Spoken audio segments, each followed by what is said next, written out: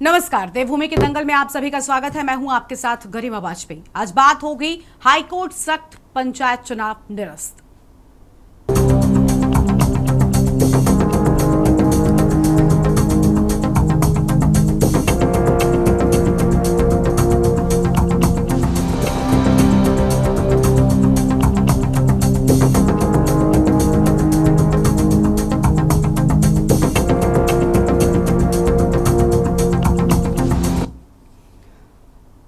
Uttarakhand high court ने राज्य में त्रिस्तरीय पंचायत चुनाव हेतु निर्धारित किए गए आरक्षण की रोटेशन प्रक्रिया को चुनौती देती याचिकाओं की सुनवाई की। मामले की सुनवाई के बाद कोर्ट की खंडपीठ ने आरक्षण को नियमों के तहत तय नहीं पाते हुए त्रिस्तरीय पंचायत चुनाव पर रोक लगा दी है। साथ में सरकार से जवाब पेश करने को कहा है। बीते शुक्रवार को कोर्ट ने राज्य सरकार से स्थिति से अवगत कराने को कहा था, लेकिन राज्य सरकार आज स्थिति से अवगत कराने में असफल रही है। कोर्ट के आदेश के बाद भी सरकार ने चुनाव की तिथि घोषित कर दी, जबकि मामला कोर्ट में चल रहा है, जिस पर कोर्ट ने पूरी चुनाव प्रक्रिया पर रोक लगा दी। आपको बता दें कि बीते शनिवार को पंचायत चुनाव के लिए जो कार्यक्रम घोषित किया गया था, उसके अनुसार 25 से 28 जून तक नामांकन होने थे।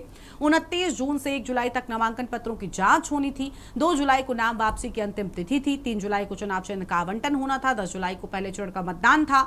8 जुलाई को दूसरे चरण के लिए चुनाव चिन्ह का आवंटन करना था। 15 जुलाई को दूसरे चरण का मतदान होना था और 19 जुलाई को मतगणना के साथ ही चुनाव परिणाम आना था, जिस पर सरकार ने पूर्णतः रोक लगा दी है, जो सरकार के लिए बहुत बड़ा झटका है। बताते चलें कि बागेश्वर निवासी गणेश दत्त कांडपाल व अन्य ने हाईकोर्ट में याचिका दायर कर कहा कि सरकार ने 9 जून 2025 को एक आदेश जारी कर पंचायत चुनाव हेतु नई नियमावली बनाई और साथ ही 11 जून को आदेश जारी कर अब तक पंचायत चुनाव हेतु लागू आरक्षण रोटेशन को शून्य घोषित करते हुए इस साल से नया रोटेशन लागू करने का निर्णय लिया है, जबकि हाईकोर्ट से पहले से ही इस मामले में दिशा निर्देश दिए गए हैं। याचिकाकर्ता के अनुसार इस आदेश से पिछले 3 कार्यकाल से जो सीट आरक्षित वर्ग में थी, वो चौथी बार भी आरक्षित कर दी गई है, जिस कारण वो पंचायत चुनाव में भाग नहीं ले पा रहे हैं। और इस पूरे मामले में सरकार की ओर से ये बताया गया है कि इसी तरह के कुछ मामले एकल पीठ में भी दायर हैं, जबकि याचिकाकर्ता के अधिवक्ता ने यह कहा कि उन्होंने खंडपीठ में 9 जून को जारी नियमों को भी चुनौती दी है, जबकि एकल पीठ के समक्ष केवल 11 जून के आदेश, जिसमें अब नए सिरे से आरक्षण लागू करने का उल्लेख है। अब त्रिस्तरीय पंचायत चुनाव को लेकर सरकार की मुश्किलें बढ़ गई हैं और विपक्ष का वार भी बढ़ गया है। आज इसी मुद्दे पर होगी विस्तार से चर्चा। खास मेहमानों का पैनल हमारे साथ में होगा, लेकिन उससे पहले एक नजर आज की खास रिपोर्ट पर डालिए।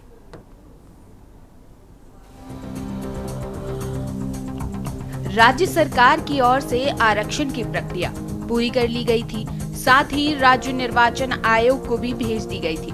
ऐसे में पंचायती राज सचिव की ओर से चुनावी अधिसूचना 21 जून को जारी होने के बाद आज 23 जून को जिला निर्वाचन अधिकारियों को चुनाव की सूचना जारी करनी थी, लेकिन उसके पहले ही आज नैनीताल हाईकोर्ट ने पंचायत चुनावों पर रोक लगा दी है। ऐसे में चुनाव आयोग भी न्यायालय के इस निर्णय का अध्ययन करने के बाद आगे की कार्यवाही की बात कर रहा है। राज्य निर्वाचन आयुक्त का कहना है कि उन्हें भी अभी सूत्रों के हवाले से ही चुनाव स्थगित होने की सूचना मिली है। उनके अधिवक्ता भी नैनीताल हाईकोर्ट में मौजूद है। उनसे उन्होंने निर्णय की कॉपी लेने की बात कही है और उसके बाद उसका अध्ययन कर आयोग अपनी आगे की भूमिका स्पष्ट करेगा। वहीं भाजपा अब पंचायत चुनाव को लेकर बीजेपी चारों तरफ से घिर गई है, लेकिन भाजपा के प्रदेश अध्यक्ष का मानना है कि न्यायालय का सम्मान करते हुए जो वैधानिक प्रक्रिया है उसको सरकार पूरा करेगी। सभी की आपत्तियों को न्यायालय सुन रहा है। इस आधार पर सरकार पंचायत चुनाव को लेकर आगे का निर्णय जल्द लेगी। आज हमारे द्वारा माननीय उच्च न्यायालय में रिट याचिका लगाई गई थी कि जो पंचायत चुनाव सरकार कर रही है, जो आरक्षण और रोटेशन कर रही है, वो बिना नियमों को अधिसूचित किए हुए कर रही है और उसको एक गवर्नमेंट ऑर्डर के आधार पर कर रही है। कोर्ट ने हमें सुनने के बाद पिछली डेट में ही पूछा था कि आपने रूल नोटिफाई किए नहीं किए, तो उसका कोई सरकार ने जवाब नहीं दिया। तो इस आधार पर कोर्ट ने उसको आखिरी तिथि तक के लिए अगली प्रक्रिया पर रोक लगा। क्या आधार माना है?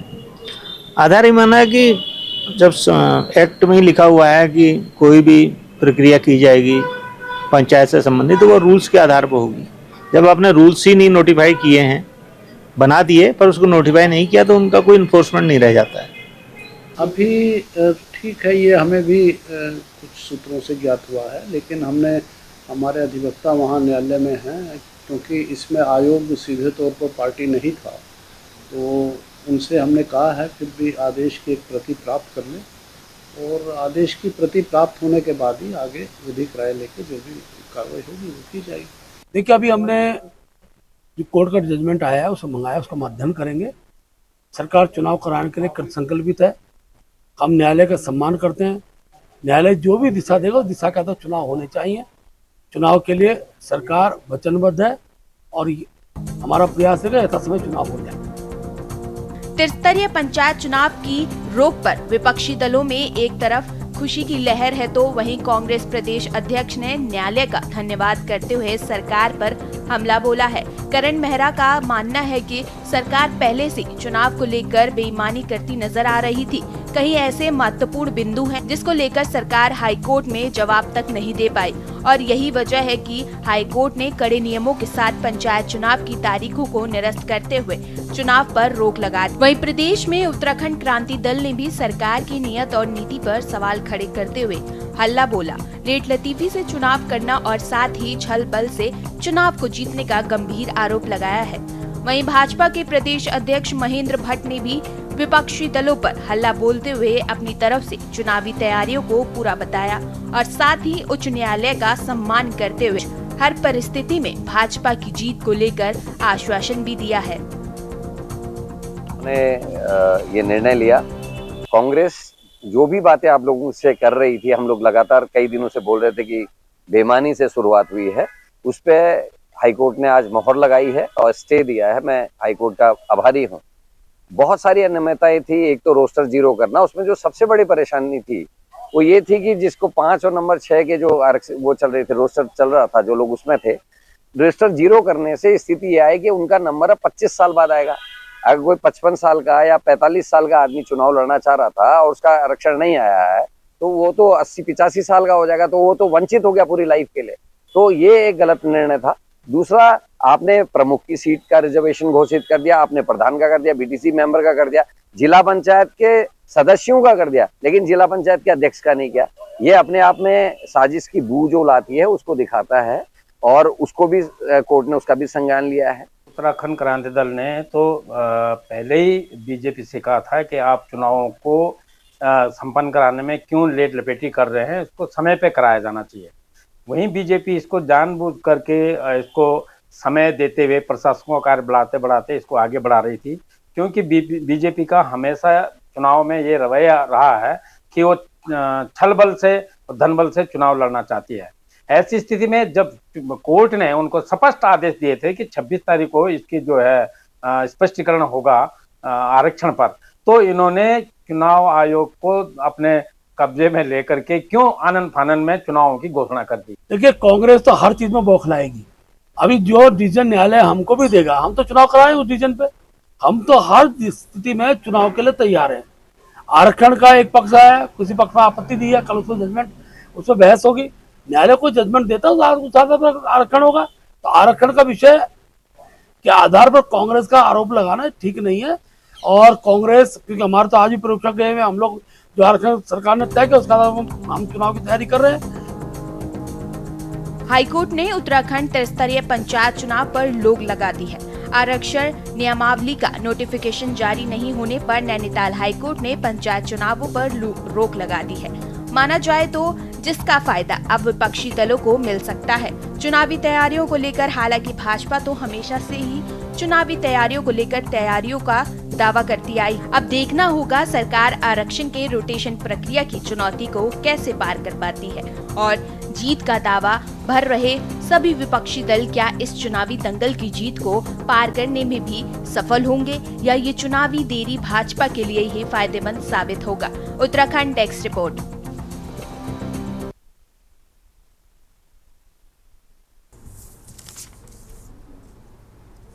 इसी मुद्दे पर आज विस्तार से करेंगे चर्चा। खास मेहमानों का पैनल हमारे साथ में जुड़ चुका है। नवीन प्रशाली साहब हैं, प्रदेश प्रवक्ता बीजेपी की ओर से, राजेंद्र चौधरी प्रदेश महामंत्री कांग्रेस, शांति प्रसाद भट्ट केंद्रीय उपाध्यक्ष यूकेडी अरुण शर्मा, वरिष्ठ पत्रकार हमारे साथ में हैं।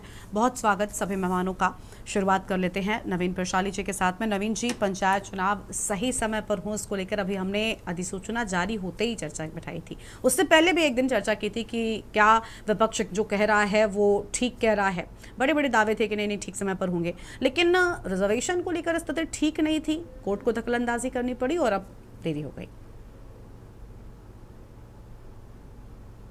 अनम्यूट कीजिए सर, अनम्यूट कीजिए।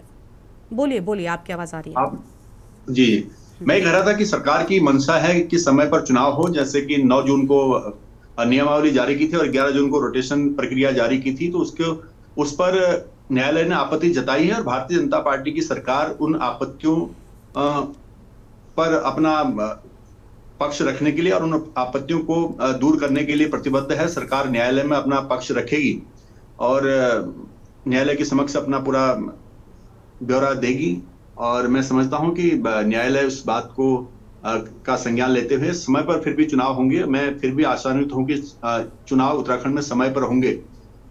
जी गरिमा जी। ठीक है, आज बहुत कम शब्दों में आपने वाइंड अप कर दिया। आज थोड़ा मुद्दा ऐसा है। राजेंद्र चौधरी जी, बहुत स्वागत आपका भी, प्रदेश महामंत्री कांग्रेस पार्टी की ओर से। राजेंद्र जी, क्या कहना चाहेंगे? विपक्ष लगातार कह रहा था, हमने चर्चा की अभी अधिसूचना जारी होने के दिन भी और उसके पहले भी, जब लगातार विपक्ष कह रहा था कि चुनाव नहीं हो पाएंगे। स्थिति स्पष्ट क्यों नहीं हो सकी? क्यों आखिर एक बार फिर से देरी की बात सामने आई?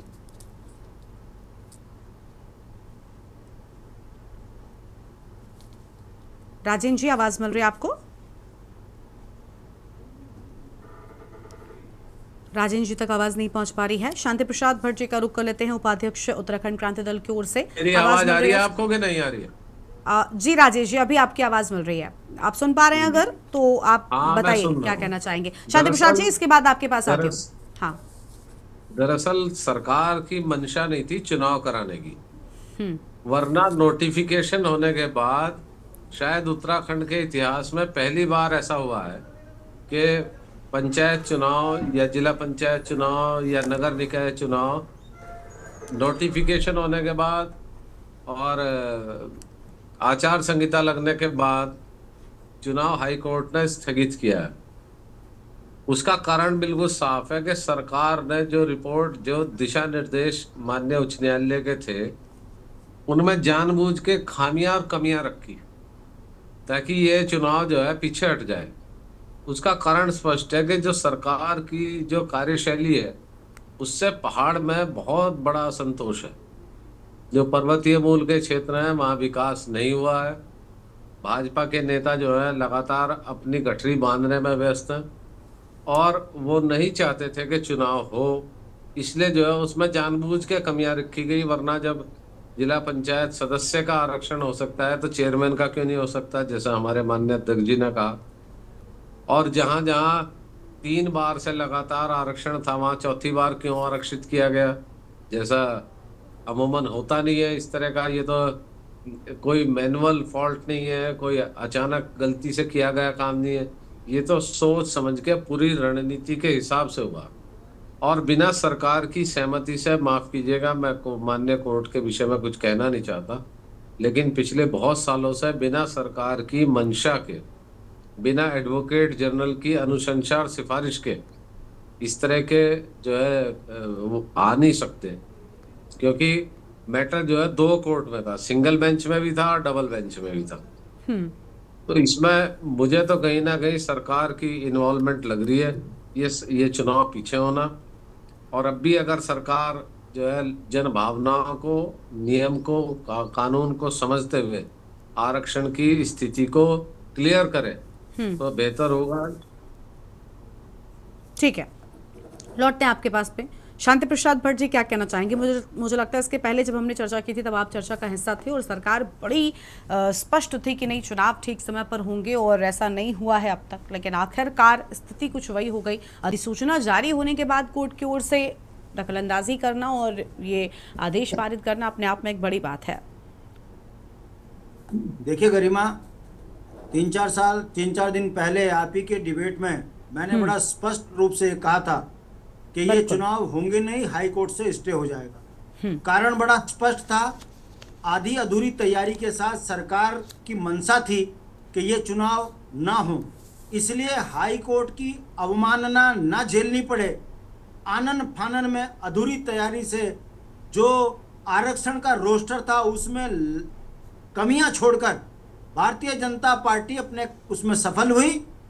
मैं कोर्ट का स्वागत करता हूं इस आदेश का कि कोर्ट ने स्टे लगाया, क्योंकि कोर्ट के सम्मुख जैसा चाहोगे वैसा कोर्ट आपको उसमें निर्णय देगा।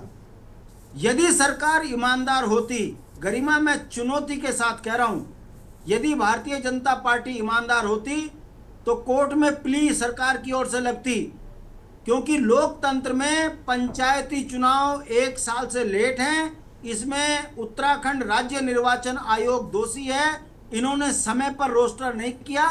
माननीय कोर्ट हमें चुनाव करने के लिए आदेशित करे और जिनके द्वारा 1 साल लेट चुनाव हुआ है उन पर कार्रवाई करे। तो गरिमा आज स्थिति ये होती, तमाम लोगों को नोटिस जा चुके होते, उनकी नौकरी खतरे में होती। कहीं ऐसा ना हो कि लोकतंत्र की हत्या करने का उन पर आरोप लगे और उनके ऊपर कड़ी से कड़ी कार्रवाई हो जाती। मगर क्योंकि कोर्ट से जो चाहोगे वो मिलेगा, कोर्ट ने राहत दे दी। और कारण भी 50 तरीके के थे। जब आरक्षण का रोस्टर ठीक नहीं था, अभी यहाँ पर जो है आपकी 4 धाम यात्रा चल रही है, बरसात है, कांवड़ यात्रा और चलेगी, जाम का सा माहौल है, पूरे राज्य में अराजकता का माहौल बन जाता यदि निकाय चुनाव में स्टे नहीं होता। कहने का मतलब है गरिमा, मैं जो बात बोल रहा हूँ इसको समझने की जरूरत है। जब किसी अपराध को लीगल करना हो तो उससे बड़ा उदाहरण नहीं हो सकता कि लोकतंत्र में ये पहली बार उदाहरण है कि अधिसूचना जारी हो गई, आचार संहिता लग गई और हाई कोर्ट ने कहा स्टे, जबकि हाई कोर्ट इन चीजों पर बिल्कुल भी दखल नहीं करता। मगर क्या करें, जब हाई कोर्ट के सामने आधे अधूरे कागज रखोगे और जवाब देने की बजाय अगले बगले झांकोगे, इधर उधर की बात करोगे, ईरान कुरान की बात करोगे, तब हाई कोर्ट के पास सिवाय स्टे करने के अलावा कोई दूसरा रास्ता नहीं है। भारतीय जनता पार्टी लोकतंत्र की हत्या कैसे कर रही है, इससे बड़ा उदाहरण नहीं हो सकता। और बचने के लिए कानून का सहारा लेकर अपने अपराध से कैसे बच रही है, यह इससे बड़ा उदाहरण नहीं है। दुख की बात है कि जो अपने आप को डबल इंजन की सरकार कहती है, जो कहती है विश्व के अंदर सबसे बड़ी पार्टी है, जो ईमानदारी का ढोंग करती है, उसका राजनीतिक चरित्र यह है। जब निकाय चुनाव हो तो लेट लतीफी, जब पंचायत चुनाव हो तो लेट लतीफी, उत्तराखंड में नौकरियों का मामला हो तो हाई कोर्ट इशारा करे, उत्तराखंड में भ्रष्टाचार का मामला हो तो हाई कोर्ट उसमें दिशा निर्देश करे। और ये सरकार केवल घोटाले में अपने नेताओं को बचाने में लगी है। गरिमा, इतिहास याद रखेगा आज के दिन को कि भारतीय लोकतंत्र में एक राज्य ऐसा भी था जहां भारतीय जनता पार्टी की सरकार थी। सनातन धर्म का ढोंग करने वाली ये पार्टी निकाय चुनाव को रोकने के लिए कोर्ट के सामने आधे अधूरी तैयारी के साथ गई। जो प्रत्याशी थे उन्होंने आपत्तियां उठाई और उसके बाद उस पर स्टे लगा। और ये सरकार की नाकामी है, सरकार की बेईमानी है जो आज लीगल तरीके से जनता के सामने आई है। मैं तो कोर्ट को इसके लिए साधुवाद करता हूं कि कोर्ट ने कम से कम प्रत्याशियों की बात तो सुनी। और भारतीय जनता पार्टी की ये नाकामी है जो 1 साल तक चुनाव में जो है रोस्टर नहीं करा पाई, चुनाव लेट क्यों हुए ये नहीं बता पाई, और अपने आप को ये लोकतंत्र की बड़ी पार्टी कहती है। ये ठग और रग बैठ चुके हैं सत्ता में, देश को लूट रहे हैं। अब ये लोकतंत्र की का भी गला दबाने पे उतारू हो चुके हैं। ठीक है, लेकिन कोर्ट ने दखलंदाजी कर बड़ा फैसला दिया। ठीक है, की बात है भारतीय जनता पार्टी की। ठीक है, लौटते हैं अरुण शर्मा जी का रुख कर लेते हैं, वरिष्ठ पत्रकार हैं। स्वागत सर आपका। अरुण जी, क्या लग रहा है कि अब कोर्ट ने सरकार से जवाब मांगा है और फिलहाल जवाब तैयार नहीं है, स्थितियां ऐसी क्यों की गई? आरक्षण को लेकर सवाल उठा था, विपक्ष ने, आप भी चर्चा में थे, हमने अभी कुछ दिन पहले ही चर्चा की थी और विपक्ष बड़े कॉन्फिडेंस से कह रहा था कि देखिएगा आप कुछ भी हो, ये चुनाव नहीं होंगे, और वो चीज़ सही साबित हो रही है। आखिर क्यों आरक्षण रोटेशन पर स्थिति स्पष्ट नहीं की सरकार ने? क्या वजह हो सकती है? क्यों आखिर ये चुनाव समय पर नहीं हो पा रहे हैं? क्या समय पर ना हो पाने से कोई फायदा भी है सत्ता पक्ष का? देखिए गरिमा, बहुत सारी चीजें जुड़ी हुई है। जैसे तमाम पैनलिस्ट ने अभी बोला है, सबके अपने अपने तर्क हैं और मुझे लगता है कि शांति भाई की बात से मैं कुछ हद तक सहमत हूँ। देखिए, कोर्ट ने अगर स्टे दिया है तो कहीं ना कहीं आपने केस को प्रस्तुत करने में कोताही की है, ये तो मानना पड़ेगा। लेकिन जो मुझे जानकारी है कि कल भी इस पर सुनवाई होगी, क्योंकि जो कमियां आज रह गई थी शायद कोर्ट ने सरकार को कल तलब किया। तो कल क्या स्थिति होगी वो अलग बात है, लेकिन आज की जो स्थिति है, आज स्थिति ये है कि सरकार ने एक कार्यक्रम घोषित किया और हाई कोर्ट ने उसको स्टे कर दिया। अब कल की सुनवाई के बाद हो सकता है वो स्टे आगे बढ़े या स्टे वैकेट हो जाए, वो सारी चीजें कोर्ट पर निर्भर है। इसलिए उस निर्णय से पहले ज्यादा कुछ बोलना मुझे लगता है कि कोर्ट की अवमानना होगी। दूसरी चीज, अब देखिए, ये जो चुनाव है, पहली बार ओबीसी आरक्षण लागू किया गया और जिन सीटों पर ओबीसी सीटें घोषित की गई वहां बहुत सारे लोगों को आपत्ति हुई। कुछ आपत्तियां आई है जो निर्वाचन के पास और उनका निस्तारण भी किया गया, लेकिन उसके बावजूद बहुत सारी आपत्ति थी। हमारी तमाम राजनीतिक दल के लोगों से या और उम्मीदवारों से बातचीत हुई तो लगभग बहुत सारे लोग असंतुष्ट थे। और मुझे लगता है कि कहीं ना कहीं जो कोर्ट में मामला आया वो उसी संदर्भ में आया कि जो लोग आरक्षण को लेकर संतुष्ट नहीं और कहीं ना कहीं सरकार का जो पक्ष रखना था जिन लोगों ने, वो भी उसमें असफल रहे हैं, जिसकी वजह से कोर्ट को ये महत्वपूर्ण निर्णय लेना लगा पड़ा। हालांकि चुनाव प्रक्रिया में ये माना जाता है कि एक बार चुनाव घोषित हो जाते हैं तो कोई भी कोर्ट उस पर रोक नहीं लगाती। लेकिन सही कहा शांति भाई ने, ये विशेष परिस्थिति थी और ये वास्तव में हमेशा उदाहरण दिया जाएगा कि उत्तराखंड में चुनाव कार्यक्रम घोषित होने के बावजूद हाई कोर्ट ने उसको स्टे किया, उस पर रोक लगाई, तो ये निश्चित तौर पर एक नाकामी उन लोगों की है जो सरकार की ओर से हाई कोर्ट में पैरोकारी कर रहे थे। इसका मतलब वो तैयारी से नहीं गए थे और कोर्ट ने उनकी जो गैर जिम्मेदार हरकतें हैं उसको देखते हुए ही ये रोक लगाई है, क्योंकि वो संतुष्ट नहीं कर पाए। अगर आज संतुष्ट कर देते तो मुझे लगता कि ये कोर्ट को रोक लगाने की जरूरत नहीं थी। तो इसका मतलब कोर्ट भी कहीं ना कहीं सहमत नहीं थी उस आरक्षण को लेकर या उन बिंदुओं को लेकर जो सरकार के वकीलों ने वहां प्रस्तुत किए थे। तो ये तमाम चीजें हैं, आने वाले दिनों में देखना पड़ेगा कि कोर्ट का क्या रुख है। हालांकि मुझे लगता है कि सरकार अडमेंट है कि वो चुनाव कराएगी, लेकिन जैसी परिस्थितियां, बरसात की परिस्थितियां, अब 11 जुलाई से कांवड़ मेला स्टार्ट हो जाएगा, उसकी परिस्थितियां, वो यात्रा काल की परिस्थितियां, उससे देखते हुए कोर्ट क्या निर्णय लेगा उसका हमें इंतजार करना चाहिए। जी गरिमा। ठीक है, थोड़ा सा इंतजार, उसके बाद स्थिति और ज्यादा हो जाएगी साफ। लौटेंगे आपके पास में, अपनी चर्चा को हम आगे बढ़ाएंगे। उससे पहले देवभूमि के दंगल में एक छोटे से ब्रेक के लिए यहाँ पर रुकते हैं, फौरन हाजिर होंगे। ब्रेक के बाद देवभूमि के दंगल में आप सभी का स्वागत है। खास मेहमान लगातार हमारे साथ में बने हुए नवीन प्रशाली जी का एक बार फिर से रुख कर लेते, प्रदेश प्रवक्ता बीजेपी की ओर से। नवीन जी, क्या कहना चाहेंगे सर? लगातार विपक्ष जो कह रहा था वो सही साबित हो रहा है और आज जिस तरीके से आप, मुझे लगता है जवाब भी आपने पहला दिया, उससे भी कहीं ना कहीं बहुत हद तक स्थिति साफ हो गई। क्यों आखिर ये देरी हुई? क्यों आखिर विपक्ष को और मजबूती के साथ में खड़ा होने का मौका सत्ता पक्ष बार बार दे रहा है? और हर चुनाव में वो स्थिति हो रही है। देखिए, तैयारियों की बात होती है, अगर तो एक चुनाव में आप देरी कर लीजिए, 2 चुनाव में कर लीजिए, लेकिन अगर हर बार होगी तो सर सवाल तो उठेंगे ना। आप बात करें तो वो तो देखिए, मैंने जब बात कही तो उसके बाद शांति प्रसाद भट्ट जी, राजेंद्र जी, सब ने अपनी फ्रस्ट्रेशन निकाली, क्योंकि सत्ता से बहुत लंबे समय तक जब जनता बाहर रख देती तो उनकी फ्रस्ट्रेशन होती है और मैं वो आज निकालना भी चाहता हूं, क्योंकि वो निकले नहीं तो फिर अंदर अंदर दम घुट जाता है। तो मैं चाहता हूं कि इनकी सारी बातें बाहर निकले और इनका स्वास्थ्य अच्छा रहे। लेकिन मैं फिर वही कहूंगा कि जो आज न्यायालय ने जो बात कही है, जो आदेश दिया है, उसका भारतीय जनता पार्टी की सरकार पूरी तरह से सम्मान करती है। भारतीय जनता पार्टी की सरकारों की संस्कृति रही है न्यायालय के निर्णयों को शिरोधार्य करना और समावेशी और पारदर्शी आरक्षण नीति लागू करने के लिए सरकार प्रतिबद्ध है। सरकार न्यायालय में अपना पक्ष रखेगी और मुझे यकीन है कि न्यायालय उस बात को का संज्ञान लेगा और न्यायालय को समझा पाने में सरकार पूरी तरह से सफल रहेगी और फिर भी जो एक हमने जो टाइम टेबल रखा है चुनाव का, वो समय पर कराने की सरकार पूरी कोशिश इसमें करेगी गरिमा जी। ठीक है, लेकिन आखिर अधिसूचना जब जारी हुई उससे पहले आरक्षण को लेकर स्थिति साफ क्यों नहीं हुई थी? क्या वो नहीं किया जा सकता था? क्यों आखिर इतनी देरी हुई? देखिए, सरकार ने सारी स्थितियां स्पष्ट की, अधिसूचना तो जारी कोर्ट की को और फिर- सारे आरक्षण का किया। उन पर जो आपत्तियां हुई, उन आपत्तियों का संज्ञान न्यायालय ने लिया और अपना आदेश दिया।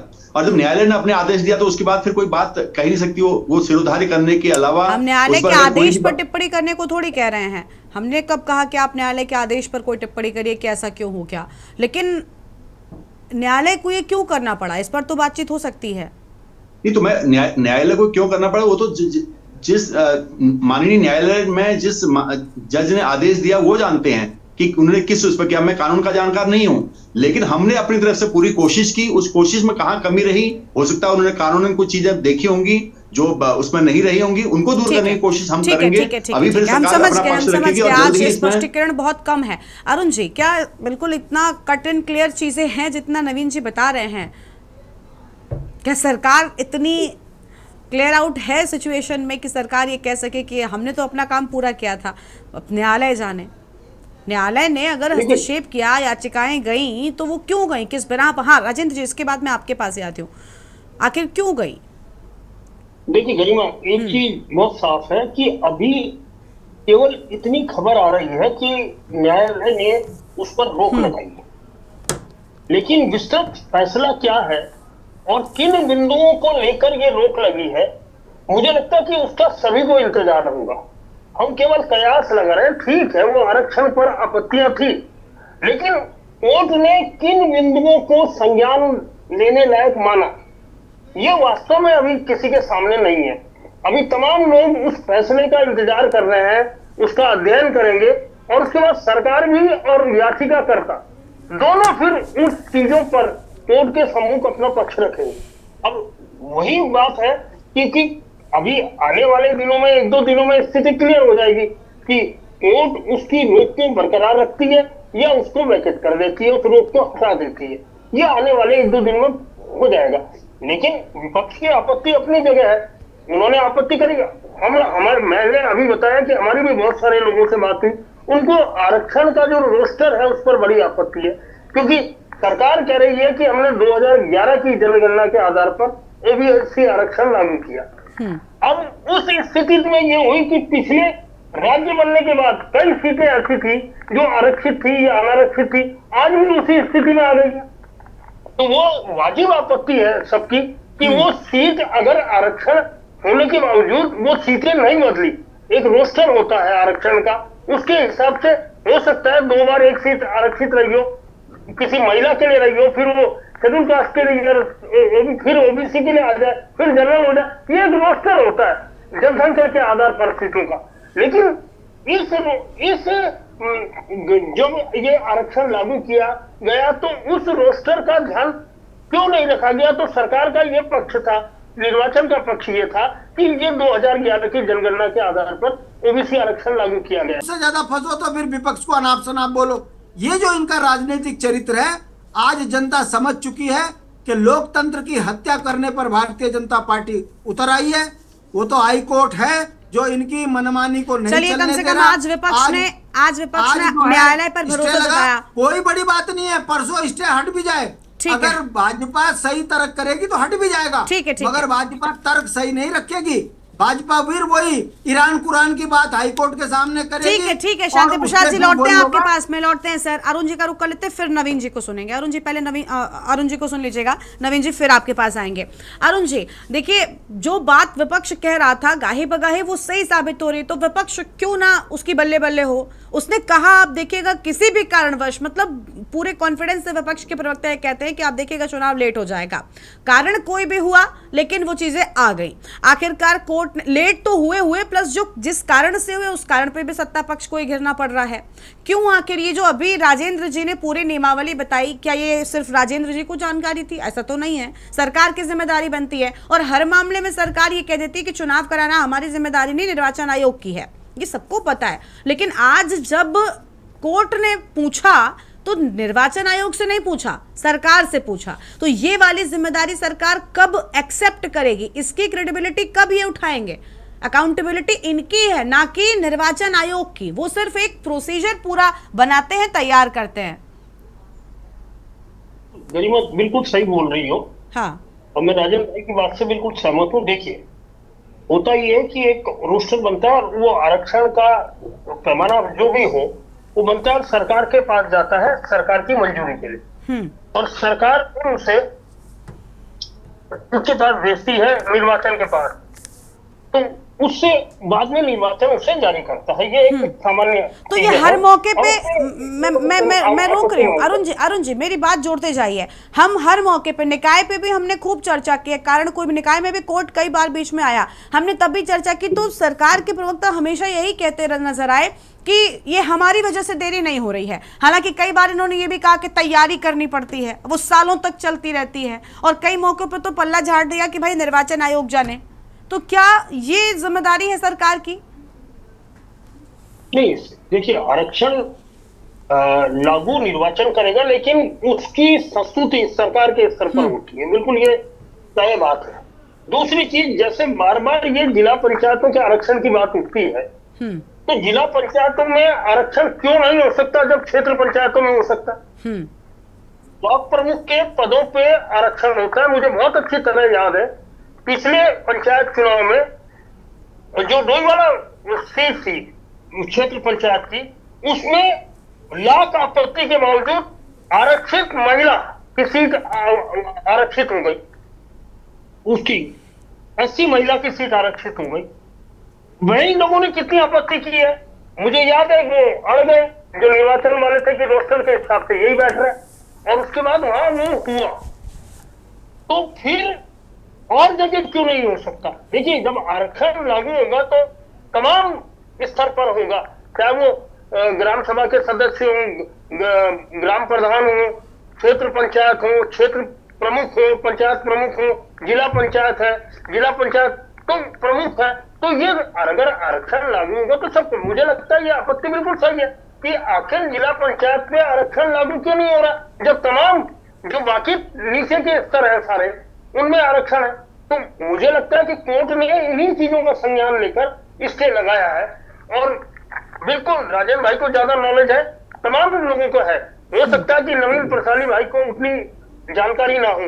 राजेंद्र जी प्रदेश महामंत्री है, साथ ही साथ चुनाव में भी रहे। राजन भाई है। जी गरिमा, ठीक है, लौटते हैं। नवीन जी आप बताइए सर, आपने सब कुछ सुन लिया। देखिए, जब जवाब आपसे मांगा जा रहा है तो जिम्मेदारी भी तो आपकी है ना।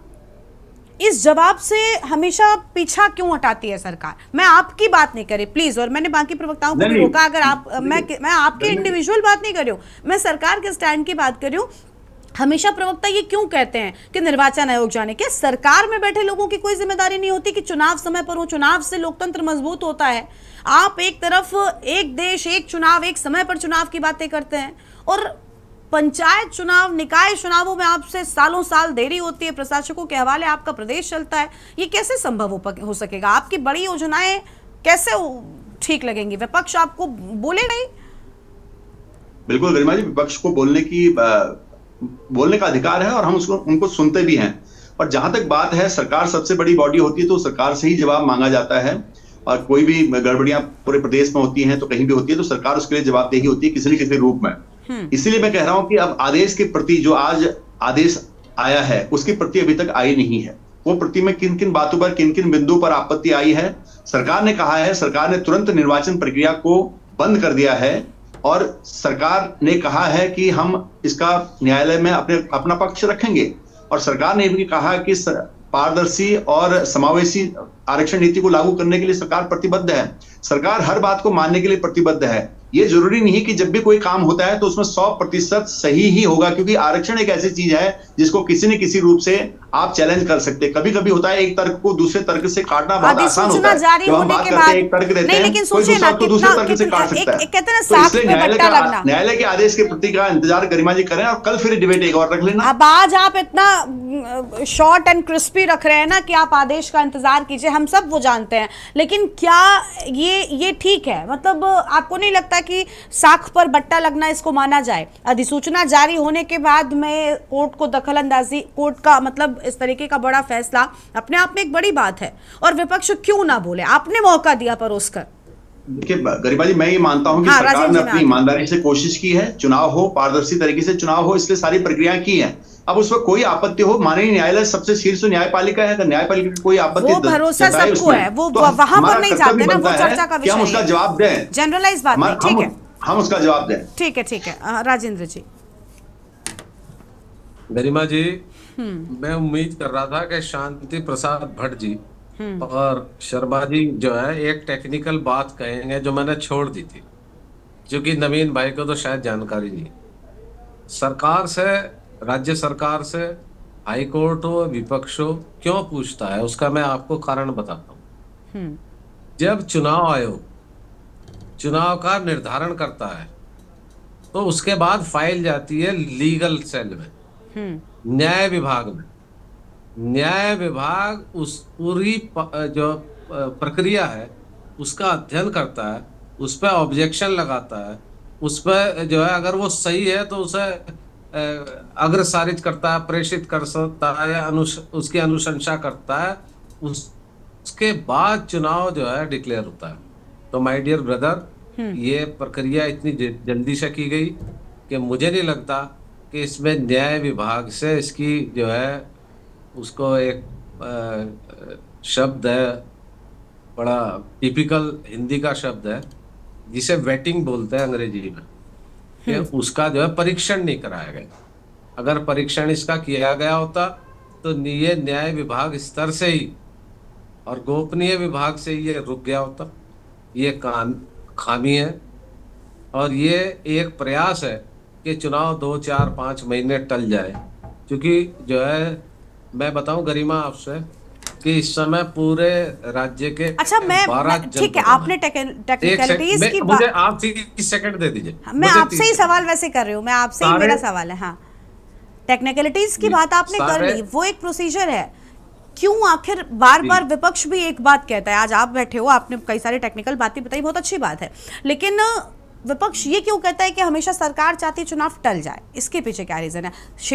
अमूमन चुनावों में मजबूत सरकार ही नजर आती है। मैं उसी पे आ रहा था। अच्छा ठीक। इस समय जो 12 जनपद हैं उनमें एक को छोड़ के 11 जनपदों में जिला पंचायत अध्यक्ष भाजपा के हैं और वही लोग आज जो है इंचार्ज के रूप में काम कर रहे हैं। बोर्ड भंग है और जो अध्यक्ष है वो अध्यक्ष इंचार्ज के रूप में काम कर रहा है। सारी योजना परियोजना की जिम्मेदारी सरकार और जो सरकार का एक तरह से बैठाया गया प्रतिनिधि है वो कर रहा है। ऐसे ही ब्लॉक प्रमुखों की स्थिति है, यही स्थिति ग्राम पंचायतों की है। तो सरकार जो है चाह रही है कि 1 साल का जो समय चला गया इसमें 4-6 महीने और निकल जाए मार्च तक, ताकि एक तो धन में कुछ भाग मिल जाए ना, हिस्सा मिल जाए, और क्षेत्र में कुछ काम हो जाए। हाँ। ताकि दोबारा से उनके प्रतिनिधि जो है वो चुनाव के वो फेस कर सके। लेकिन क्या जोर, देखिए सरकार अपनी चीजों में हो सकती है, ये जो आपने प्रोसीजर बताया इसमें कमी मैं मानती हूँ, क्योंकि कोर्ट ने अगर किया तो कुछ ना कुछ कारण जरूर मजबूत मिलता है। कामों का डर है, एक तरफ अलग अलग प्रवक्ता बैठते हैं, वो काम चुनाव जीत लेते हैं। वो पार्टी जो हमेशा चुनावी मोड में रहती है उसने इतना काम नहीं किया कि उसको 1 साल की जरूरत और पड़ गई, ऐसा लगता है आपको? मैं इसमें गरिमा आपकी बात को ना बल देते हुए एक बात कहूंगा कि पिछले बहुत 8, 10, 15 साल से ऐसा हो गया कि जो राज्य सरकार होती है वो अपनी ताकत का, अपनी मसल पावर का, अपने प्रशासन का इतना जबरदस्त इस्तेमाल करती है इसमें जिला पंचायत चुनाव में, ब्लॉक प्रमुख चुनाव में, कि हमारे यहाँ तो जीता कोई और सर्टिफिकेट किसी और को मिल गया, और अगर किसी ने प्रोटेस्ट किया तो दे लाठी और दे लाठी। ऐसा ही यूपी में भी हुआ। हाँ। ऐसा ही अभी यहाँ भी होगा। तो ये तो बात सच है कि जो सरकार सत्ता में होती है वो इसमें बहुत ज्यादा, और स्पेशली भाजपा जब जब सत्ता में होगी तो वो इसका दुरुपयोग करती है। हमारे यहाँ 2011 में भी हुआ। वैसे दो ही सत्ता में अब तक रहे हैं आप ये कहकर कांग्रेस को भी कटघरे में खड़ा कर रहे हैं। मैं पंचायत की राजनीति में बहुत, जब मैं चुनाव लड़ने के लिए भी एलिजिबल नहीं था, मैं तब से इस राजनीति में इन्वॉल्व हूं मेरे भाई नवीन जी। इसमें सत्ता का जब मायावती जी थी हमारे यहाँ हरिद्वार जिला पंचायत अध्यक्ष के लिए तो सरकार गिर गई थी यूपी की, अगर आपको पता हो। 95 में यूपी में हरिद्वार और बिजनौर के जिला पंचायत अध्यक्ष के विवाद में, तो इसमें सरकार बहुत ज्यादा इन्वॉल्व रहती है। इसमें पूरा सरकारी अमला सरकार के प्रत्याशी और इतने इन्वॉल्वमेंट के बाद इस बार सरकार ही सवालों में है। ठीक है, नवीन जी से जवाब ले लेते हैं। नवीन जी, आप कुछ कहना चाहेंगे? सर बीच में नहीं बोले इस बार। नहीं, मैं तो ये एक सिंगल लाइन ये बोलना चाहूंगा कि राजेंद्र जी के पास बहुत अनुभव है कांग्रेस के कार्यकाल का, कांग्रेस की कार्य संस्कृति का, तो उसको बता रहे हैं कि कांग्रेस की काल में क्या होता था, चुनावों पर कैसे कंट्रोल किया जाता है, उस बात को राजेंद्र जी बता रहे हैं। मैं सहमत हूं उनकी बात से। जी गरिमा जी, आज थोड़ा सा उन्होंने उल्टा खेला। चले ठीक है। गरिमा, मुझे आप 30 सेकंड दो। हाँ, मैं आपको एक अपना अनुभव साझा करना मैंने देखिए आपसे पहले ही कहा था, आप जो बोल रहे हैं ये कहकर आप कांग्रेस को ही सवालों में खड़ा कर रहे हैं। नहीं, कांग्रेस की नहीं। आप अपने निजी अनुभव की बात बोल सकते हैं। आपने कहा कि आप भी चुनाव में सारे राज खोल देंगे कांग्रेस के धीरे धीरे। गरिमा जी, इनको मेरा टाइम भी दे दो। ठीक है। अरे मैं कांग्रेस के नहीं, मैं तो आपकी शाबाशी दूंगा। तो मैं एक पंडित जी के पास चला गया कि महाराज जरा देख के बताओ ग्रह मेरे बनने के हैं या नहीं।